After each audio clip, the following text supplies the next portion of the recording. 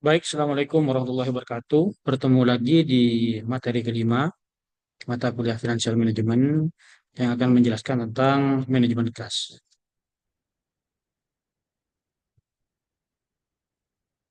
Kas dapat diartikan sebagai nilai uang kontan yang ada dalam perusahaan beserta pos-pos lain yang dalam waktu dekat dapat diuangkan sebagai alat pembayaran kebutuhan finansial yang mempunyai sifat paling tinggi likuiditasnya. Kas meliputi apa saja? Yang pertama itu adalah uang tunai, ya, yang baik yang ada di tangan perusahaan, cash in hand atau ada di bank, cek demand deposit, money order, dan lain-lain. Ya, jadi seperti yang sudah saya sampaikan pada pertemuan kedua ya, yaitu pada materi laporan keuangan.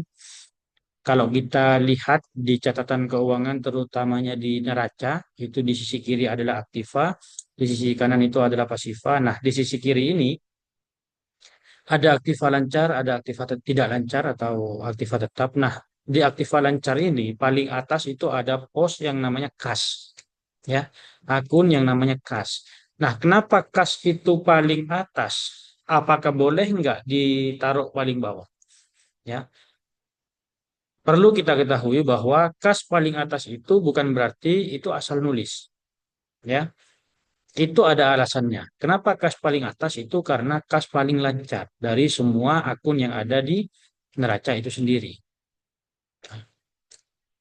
Kas merupakan aktiva yang paling lancar dan mempunyai kedudukan sentral dalam menjaga kelancaran operasional perusahaan. Jumlah kas yang berlebihan akan menyerap dana modal kerja yang mahal sehingga menaikkan beban tetap perusahaan.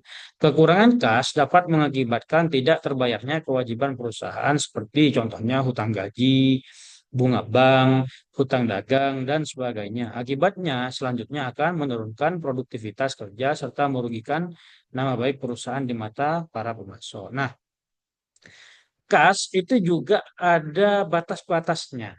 Kas terlalu banyak itu dianggap perusahaan itu tidak bisa mengelola bisnis. Yang seharusnya kas itu bisa dijalankan dan mendapatkan keuntungan karena ditumpuk dan dipegang dalam bentuk uang cash yang sebanyak mungkin. Nah, itu dianggap bahwa perusahaan itu tidak bisa menjalankan bisnisnya, ya. Terlalu sedikit juga tidak bagus bagi perusahaan. Kenapa? Karena takutnya tidak bisa membayar kewajiban-kewajiban lancarnya. Contohnya, perusahaan kan butuh yang namanya karyawan. Nah, kalau kita bicara karyawan, berarti kita bicara tentang gaji karyawan. Yang mana gaji karyawan biasanya diberikan setiap bulan. Artinya kalau setiap bulan, kewajiban itu adalah kewajiban lancar. Nah, itu wajib dibayarkan oleh perusahaan. Makanya untuk memenuhi itu harus ada kas yang tersedia, ya.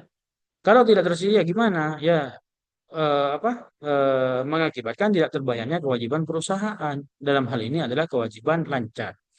Kewajiban lancar itu kalau kita bicara jangka panjang, jangka pendek, maka kewajiban lancar itu masuk ke jangka pendek.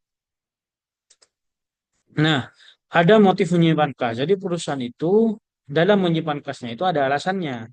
Yang pertama adalah motif transaksi. Dalam hal ini, seperti yang sudah saya sampaikan barusan, kas diperlukan untuk memenuhi kebutuhan transaksi seperti membayar upah tenaga kerja atau gaji, ya, membeli bahan baku, membayar biaya listrik, dan lain sebagainya. Itu alasan yang pertama, motif transaksi. Nah, alasan yang kedua yaitu motif spekulasi. Apa itu motif spekulasi? Kebutuhan kas untuk memperoleh keuntungan karena perubahan harga surat berharga, maka perusahaan berinvestasi surat berharga. Kenapa? Spekulasi itu ketika ada peluang, ya, ketika ada peluang, di mana peluang tersebut itu bisa menguntungkan bagi perusahaan, maka perusahaan wajib sebenarnya wajib mengambil peluang itu, entah itu contohnya berinvestasi ke surat berharga, atau mungkin ada semisal begini. Pada momen itu, perusahaan itu memang tidak butuh yang namanya bahan baku, tetapi bahan baku pada momen itu sangat murah sekali. Nah, apa langkah terbaik yang harus dilakukan perusahaan? Ya beli. Kenapa? Karena itu dapat menguntungkan perusahaan dibandingkan dengan harga-harga normal sebelum momen itu. Itu spekulasi. Makanya nanti kita akan berhitung apa itu opportunity cost. Opportunity cost itu gimana? Opportunity cost itu adalah selisih keuntungan jika perusahaan itu menyimpan kas dengan jika perusahaan itu menggunakan kas itu sebagai modal usaha atau investasi. Ya, kan otomatis kalau kas itu disimpan oleh perusahaan, kas itu kan nggak bergerak, nggak menghasilkan apa-apa. Tapi kalau kas itu dibuat untuk investasi atau modal usaha, nah otomatis kan ada efeknya juga ke keuntungan. Nah, selisihnya itu adalah opportunity cost. Yang terakhir adalah motif berjaga-jaga. Nah, kalau motif berjaga-jaga ini tentunya kalau kita menjalankan bisnis itu banyak hal-hal yang tidak terduga. Contohnya keselamatan. Keselamatan yang dimaksud itu apa? Contohnya ya, seperti halnya ketika bahan baku tiba-tiba terbakar. Ya, tiba-tiba terbakar. Bagaimana cara mengatasinya? Yang pertama, kalau itu dibiarkan dan kita hanya apa berharap pada bahan baku yang terbakar, maka perusahaan tidak bisa produksi. Ya, bagaimana caranya? Ya sudah, supaya produksi tetap berjalan, maka perusahaan membeli bahan baku baru. Motif berjaga-jaga. Ini maksudnya motif berjaga-jaga. Ya, atau semisal apa? Untuk menghindari kebakaran itu, maka perusahaan perlu menyiapkan hal-hal seperti pencegahan, misalnya kan itu butuh biaya juga. Nah, itu dalam bentuk kas tentunya. Di mana ketika hal yang tidak diinginkan itu terjadi, perusahaan gercep atau gerak cepat untuk supaya hal yang tidak diinginkan itu tidak lebih menyebar atau meluas seperti halnya kebakaran tadi itu. Itu motif berjaga-jaga. Nah, manajemen kas yang efisien yang pertama adalah saldo kas dipengaruhi oleh nah, produksi perusahaan itu pasti ya. Yang kedua teknik penjualan, prosedur penagihan piutang, pembayaran liabilitas atau hutang. Ini semua terlihat dari analisis. Yang pertama adalah operasi perusahaan atau siklus operasi. Yang kedua adalah siklus konversi kas. Nah, siklus operasi yang dimaksud ini adalah perusahaan itu dari awal membeli bahan baku, ya, awal membeli bahan baku sampai penjualan. Semisal membeli bahan baku, produksi, terus menjadi produk yang sudah siap dijual, semisal dalam hal metode kredit. Nah, itu sampai kapan lunasnya dari penjualan produk itu jika produk itu dijual secara kredit. Nah, itu siklus operasi. Panjangnya hari atau umur dari produk itu sampai benar-benar produk itu dilunasi. Tuh, itu namanya siklus operasi. Makanya rumus siklus operasi atau operation siklus ini adalah AAI ditambah ACP. Apa itu AAI? Average Age of Inventory atau rata-rata umur persediaan. ACP adalah Average Collection Period atau rata-rata periode penagihan.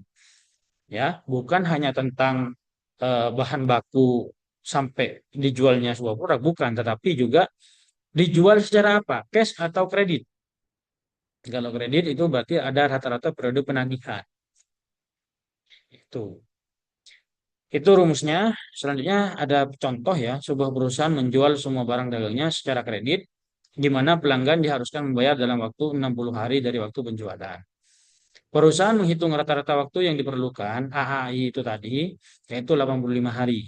85 hari itu adalah dari yang tadinya persediaan atau bahan baku menjadi barang siap dijual. Nah, setelah siap dijual, nah, untuk memproduksi sampai saat menjual barang. Jadi, dan rata-rata periode penagihan atau piutang, nah, ACP-nya itu adalah 70 hari. Penyelesaiannya gimana? Kita masukkan ke rumus, operation siklus adalah AAI ditambah ACP, yaitu 85 hari ditambah 70 hari, sama dengan 155 hari. Nah, inilah siklus operasinya suatu produk. Nah, ada siklus konversi kas. Ya, kalau siklus konversi kas itu sama rumusnya, cuman ada pengurangan. Apa pengurangannya? Yaitu APP, Average Payment Period, atau rata-rata periode pembayaran liabilitas dagang. Jadi selain kita eh, memproduksi, menjual, juga ada biaya-biaya yang dikurangi di dalamnya.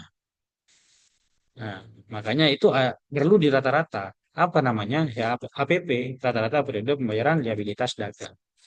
Liabilitas dagang itu maksudnya liabilitas jangka pendek. Ya, hutang dagang itu artinya hutang jangka pendek. Di mana hutang jangka pendek itu kurang dari 1 tahun. Nah, contohnya, perusahaan menghitung rata-rata tertimbang periode pembayaran liabilitas dagang, APP-nya ini untuk bahan baku dan tenaga kerja itu adalah 35 hari. Nah, jadi sudah kita hitung tadi ya, OC-nya atau operation siklusnya itu sebanyak 155 hari, tinggal dikurangi aja 35 hari, ya, menjadi 120 hari. Nah, ini ya, eh, siklus operasi dan siklus konversi kasnya. Terus mengelola siklus kas. Yang pertama, melaksanakan perputaran persediaan secepat mungkin, tetapi menghindari kehabisan persediaan, kehilangan momentum penjualan dengan harga jual yang bagus. Nah, sebenarnya perusahaan itu dianjurkan katanya itu supaya apa? Perputaran persediaan itu secepat mungkin. Tapi jangan menghilangkan yang namanya kesempatan keuntungan.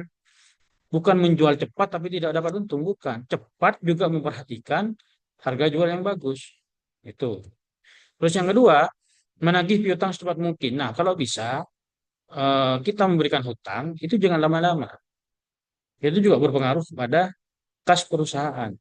Tapi juga kalau kita memberikan hutang ke pelanggan semisal itu jangan terlalu pendek. Kenapa? Itu juga menjadi suatu opsi pelanggan kita itu mengambil hutang atau membeli produk kita secara kredit itu ke perusahaan kita. Jadi bagaimana caranya pelanggan itu juga nyaman dalam mencicil. Artinya kalau semakin kecil kan otomatis cicilannya semakin besar. Nah, itu juga dipertimbangkan. Yang ketiga, membayar liabilitas dagang selambat mungkin ya. Kalau kita membayar hutang katanya, ini masuk teori. Katanya itu selambat mungkin sebenarnya. Supaya apa? Kas itu bisa dimanfaatkan untuk operasional perusahaan. Contoh, manajemen produksi melaksanakan persediaan yang efisien.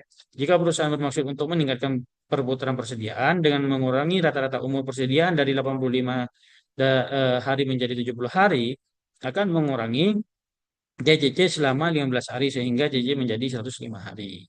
Jika pembayaran perusahaan sebesar 240 juta setahun, dalam siklus operasi maka pembiayaan menjadi 240 juta dibagi 360 hari menjadi 666.000.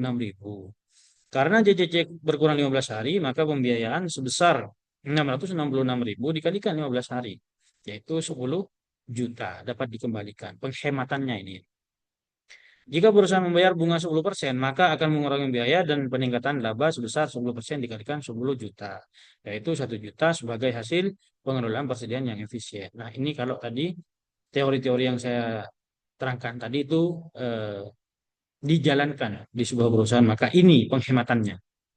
Gitu. Nah, mempercepat penagihan piutang dagang. Nah, jika perusahaan mengubah persyaratan kredit dengan ACP yang tadi 70 hari menjadi 50 hari, maka apa akan mengurangi JJ-nya sebanyak 20 hari, tinggal dikurangi aja. Diasumsikan pembiayaan sebesar 240 juta setahun atau 666.000 per hari. Dengan percepatan pengelolaan piutang selama 20 hari, maka perusahaan mengurangi pembiayaan sebesar tinggal dikalikan aja tadi 666.000 dikalikan 20 hari.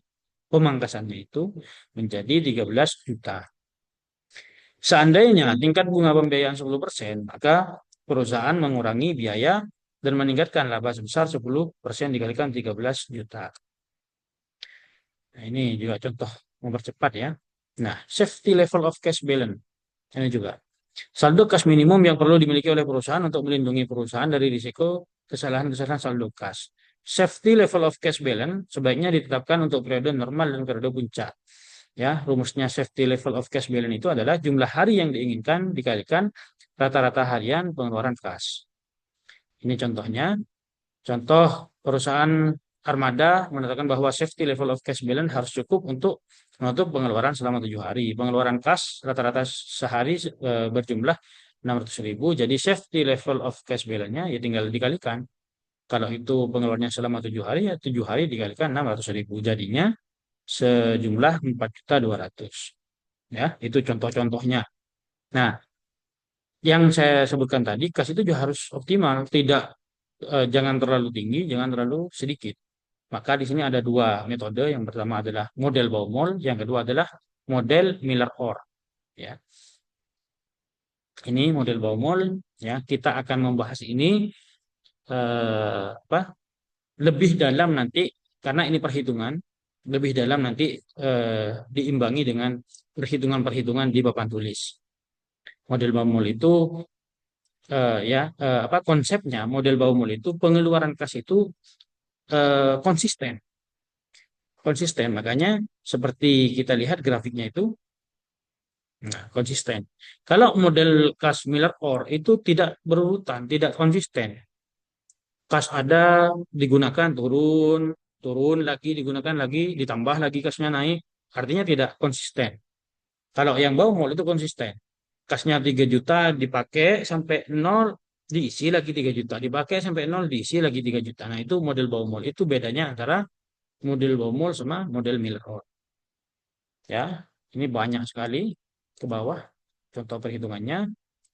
Baik, itu saja yang dapat saya sampaikan. Kurang lebihnya mohon maaf. Wassalamualaikum warahmatullahi wabarakatuh.